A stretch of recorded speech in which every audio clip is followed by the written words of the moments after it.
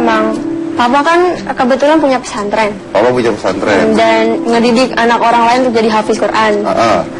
Jadi dan emang pengen banget ngasih hadiah buat mama sama papa gitu. Oh, ngasih hadiah. Karena di dalam hadis gitu ya, disebutkan kalau misalkan ada seorang anak yang menghafal Quran, lalu kemudian orang tua itu punya anak yang hafal Quran, nanti ketika di akhirat kelak, anak ini mampu mengangkat 10 keluarganya yang tadinya masuk ke neraka jadi masuk ke surga. Luar biasa. Mampu. Berarti kamu harus jadi keluarganya supaya kamu nanti masuk neraka diangkat ke surga. Wirda berapa bersaudara? 5. Masih ada? Lima-limanya semuanya hafal Al-Quran? Masih proses. Oh, masih proses. Wirda anak keberapa? Pertama. Oh, anak pertamanya adik-adik semua nih lagi belajar ngafalin semua lagi juga. belajar ngafal. Itu gimana ya cara ngafalinnya? Tahu, coba tanya, gimana cara ngafalinnya? Jadi kebetulan saya nyoba banyak banget metode gitu. Jadi satu Quran itu udah nyobain mungkin udah ratusan metode gitu kan. Jadi yang paling gampang itu satu ayat diulang 60 kali. Satu ayat diulang 60 kali. Satu ayat diulang 60 kali. 60 kali. Satu ayat diulang 60 kali. Misalnya Al-Fatihah, Alhamdulillahirabbil alamin. Iya, itu diulang 60 kali 60 gitu. kali. Itu berapa lama jadinya bisa 30 juz? Tergantung sih, tergantung maunya berapa gitu. Karena jawaban cepat atau lambat ada di kita sendiri gitu. Tuh kan, makanya kamu tuh diajarin sama anak-anak akhirnya. Iya ya, enggak, karena aku kayak salut gitu sama yang bisa menghafalkan Al-Quran. Orang yang salut terhadap sesuatu itu adalah orang yang tidak mampu melakukan. Iya memang sih. Iya benar sih. Tapi berapa lama proses belajarnya, berapa lama? Bertahun-tahun. Bertahun-tahun. 3 tahun ada? Lebih. Lebih dari 3 tahun. Dari 1 SD sampai sekarang 1 SMA. Dari 1 SD sampai 1 SMA. Oh. 2, 3, 6, 12 tahun. Kamu jumlah aja nggak bisa ngapalin Quran. Tapi ada hasilnya. Iya, ada benar. hasilnya. Tapi ya dengar-dengar awalnya katanya protes sama ayah. Iya, Kenapa harus 30 juz? Kenapa nggak 15 gitu? Karena kan begitu dari awal dikenali sama Quran, lihat tebel banget Oh, gitu kan. benar. Gak mungkin nih, impossible gitu. Terus akhirnya saya protes dong sama papa, maunya ngapalin setengahnya aja gitu, 15 aja. Kata papa, ya terserah, kalau mau ngasih papa surga ya paling 30 juz. Itu namanya ancam. Sendiri itu kalau udah begitu. Ngancem papanya. Oke, terus juga katanya selain protes, terus katanya pernah bohong juga sama ayah. Iya pernah. Waktu itu kan emang lagi ngapalin surat Yasin kebetulan. Terus malas banget kan, namanya anak kecil gitu, main-main terus dan ditanyain terus hafalannya sama papa. Karena males, bosen ditanyain terus, akhirnya saya bilang, "Pah, kakak udah hafal dong surat Yasin 1 sampai selesai gitu." Akhirnya papa tuh terkagum-kagum gitu kan, Masya Allah anak gue hafal Yasin gitu. Pas baca A'udzubillahi minasyaitonirrajim, kan udah serius tuh. Papa tuh udah terharu gitu. Terus saya masih kecil, masih 8 tahun. Masih 8 tahun, udah terharu tuh papa ya. Banget, gitu. Terus Yasin, innama amru idza arada syai'an ayyaqula lahu kun fayakun. Jadi yang saya baca sampai belakang udah langsung. dari ujung ayat sampai ujung ayat, bukan Bener. Apa? Atas sama bawah. Iya. Yang penting sudah diawali dan diakhiri dengan benar ya Betul. Bilang ke ayah aja, tengahnya mah isi aja sendiri semua gitu. Nggak bilang gitu. Udah berani lah. Nggak berani tapi bohong berani ya. Dimarahin nggak? Enggak, malah ya alhamdulillah gitu. Ya alhamdulillah dibohongin juga, dikerjain gitu kata papa. Wah bisa juga ya ngerjain orang tua. Ya.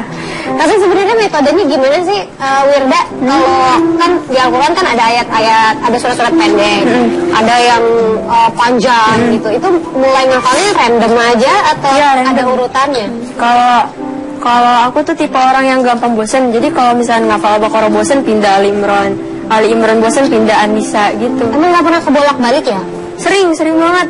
Tapi ketika ngafalin itu dihafalin juga, dimengerti juga nggak artinya? Kalau dulu di situ kesalahan aku juga sebenarnya. Jadi ngafal cuma ngafal Arabnya doang, tapi artinya nggak dibaca. Gitu. Akhirnya baru sekarang lagi buka-buka lagi. Oke, jadi bukan tapi harus ngerti artinya juga. Harus ngerti. Tapi katanya sudah tausiah sampai ke luar negeri segala. Alhamdulillah. Iya. Iya. Diajak papa atau? Enggak, emang. Oh, memang backpacker aja ke luar negeri gitu. Kali tausiah sendiri gitu, udah mandiri dong. Oh iya, makanya gimana tuh? Nggak diajak papa? Enggak ada yang ngundang gitu. Ada yang ngundang? Ada yang ngundang. Oh, luar biasa. Oke, terus kalau sekarang udah bisa tausiah, udah bisa semuanya nih. Sekarang berarti ke depannya cita-citanya jadi apa sebenarnya? Pengen jadi pengusaha. Pengen jadi pengusaha? Emang gak nyambung sih, tapi pengen jadi pengusaha. Pengusaha apa? Pengusaha private jet. Apa? Private jet. Pengusaha private jet? Apa hubungannya sama bapaknya? Ya itu dia kan, mimpi itu kan gak ada yang gak mungkin itu. Siapapun punya kan, jadi ya kenapa enggak? Tunggu. Kenapa pengusaha private jet gitu? Karena saya suka pesawat. Iya.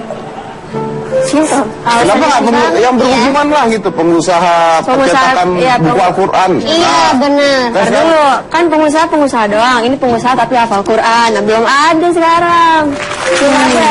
Kami pengusaha private jet yang hafal Quran. Kalau naik jetnya Wirda, insya Allah turunnya hafal Quran. Kagak juga. Dari mana? Nah, kita tahu bahwa Ustadz Yusuf Mansur itu kalau di TV kan katanya suka bercanda, nyablak pakai bahasa Betawi, ya kan? Kalau di rumah gitu juga? Lucu? Iya, lucu. Sama kayak kalau lagi ceramah gitu, aneh mah begini-begini, kalau ente mah begitu misalnya. Enggak sih, enggak. Cuman ya emang papa orangnya humoris juga. Berarti nggak pernah marah dong? Lumayan, marahnya. Tapi alhamdulillah sekarang udah jarang. Dulu sering marah? Dulu kalau udah marah tuh, Masya Allah gitu. Tunggu. Masya Allah tuh maksudnya gimana ya? Jadi kan dulu aku pernah, waktu lagi zamannya demen banget sama begadang. Demen banget sama baru kenal lagunya sama Roma Irama? Enggak, baru kenal sama gadget. Oh, kenal sama gadget? Terus akhirnya kan kecanduan ya, jadinya online sampai malam. Ternyata tuh papa ngintipin dari kamar, dari pintu. Terus ketahuan sama papa, akhirnya laptopnya dibanting, habis itu diseret, bilang mau masukin ke penjara.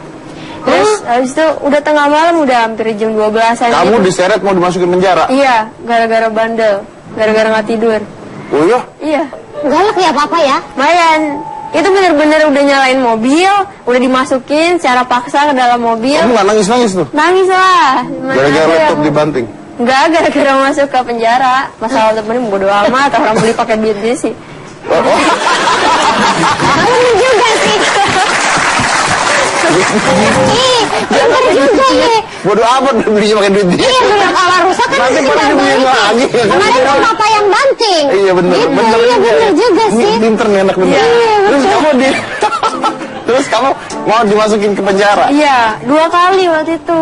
Beneran? Satu lagi gara-gara apa? Satu lagi waktu itu gara-gara bandel ngelawan mama waktu itu. Akhirnya kata mama, kata papa udahlah susah banget diurusinnya. Langsung telepon orang di sananya di Cipinang waktu itu, mau masukin Cipinang. Beneran ditelepon? Beneran ditelepon? Bohong kali. Beneran. Bohong. Wallahi bisawab dah. Beneran itu. Tahunya dari mana? Emang kamu di loudspeaker. Di loudspeaker? Ini saya mau masukin anak saya ke penjara nih, gitu. Ya Allah, hati itu udah ciut banget dah. Udah kayak mending gue mati aja dah daripada masuk penjara. Itu umur berapa? Umur 12 tahun. Terus kamu akhirnya kenapa nggak jadi masuk penjara itu? Gara-gara nangis. Lalu nangis sampai udah megang-megang kakinya papa.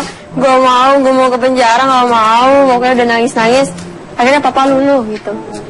Ya udah, akhirnya nggak jadi. Menang gue. Beli lagi laptop baru untuk Alhamdulillah dapat lagi laptop baru. main online lagi. Iya sampai sekarang, tapi papa nggak tahu kayaknya nih, diem-diem. Lain masuk TV.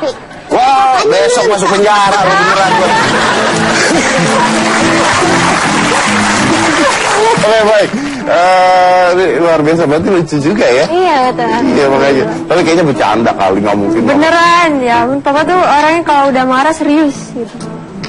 Kan waktu itu pernah ya sebelum ke ke pondok, ke penjara itu dikirimin ke pondok. Jadi penjaranya di pondok.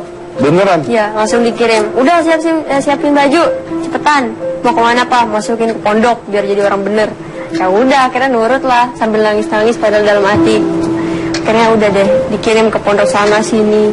Berapa lama? Nyiksa banget emang. Berapa lama? Nggak lama sih. Berapa? Sampai kalau papa kepikiran buat ngambil ya diambil. Berapa lama waktu itu? Waktu itu paling lama waktu itu sebulan. Sebulan? Terus diambil tapi? Diambil. Oke, nitipin barang Iya di bener, supermarket. ini anak apa? Apa baru? Biar kapok. Biar kapok. Tapi nggak kapok hidupnya sampai beda-beda. sekarang. Belum kapok juga. Lo masuk penjara ini. Ya udah, oke. Habis ini kita akan mengundang anak Ustadz yang lain. Selain satu ini, jangan mana-mana, tetap di hitam.